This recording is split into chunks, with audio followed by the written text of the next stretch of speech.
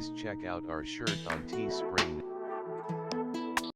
Hey folks, what's going on in the world? Just being a little nosy than ever, I guess. Please put a comment and tell me to stop being nosy. I'm going to talk about this movie. It's a mystery theater.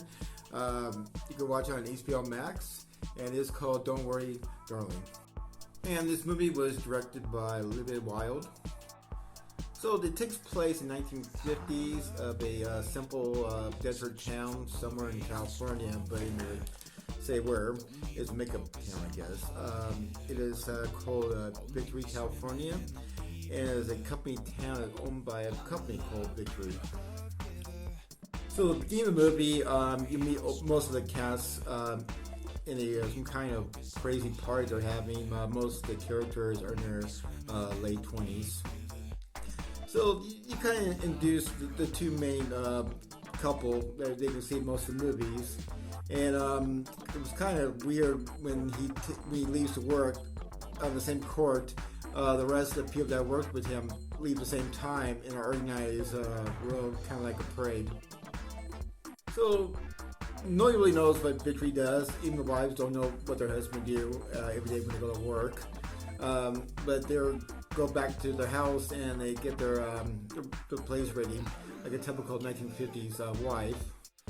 So while they're doing their chores, the wives, for some reason you hear a big speech from the family, the owner of Victory, telling what they're doing is really important in helping the company, getting the whole, stay home and doing those chores and getting dinner ready.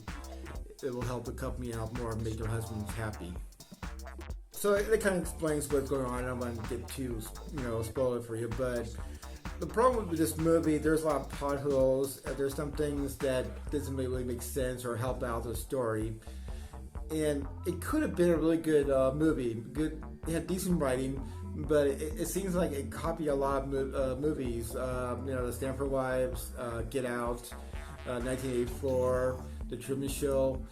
It seems like they copy a lot of movies and try to make their own movie into this. So the biggest plot hole it was this airplane crashes. One of the wives sees it and goes out looking for the crash site. I kind of know why the airplane crashed, but I can't really say anything that'll spoil the movie. But so she goes in the desert. She finds some building, and then she wakes up, with her husband, and doesn't realize what happens or anybody doesn't know anything about the plane crash at all, and they never really talk about the rest of the movie or she'll go out there investigating what the crash site was. So the only reason I watched the rest of the movie because I think Florence Pugh did an amazing job what she had.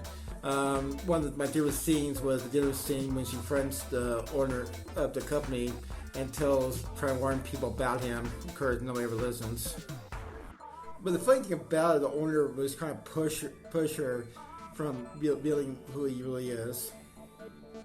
So it's one of those movies, it starts that one person warns everybody else, nobody's listening, there's a chance that character's going to die, and that person did die. And to make character realize later on in the movie that she was warning everybody the truth. And most time it becomes too late for that character.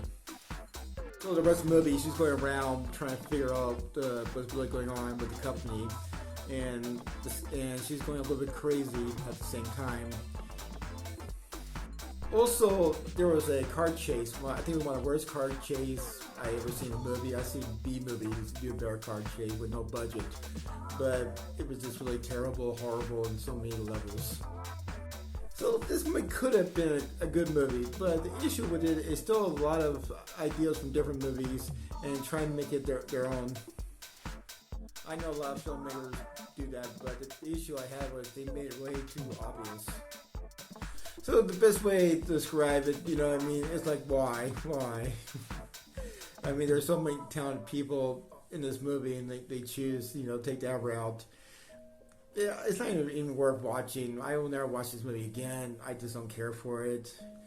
Once again, I think this movie had a lot of great ideas and good writing, but it just had a really stupid plot to it.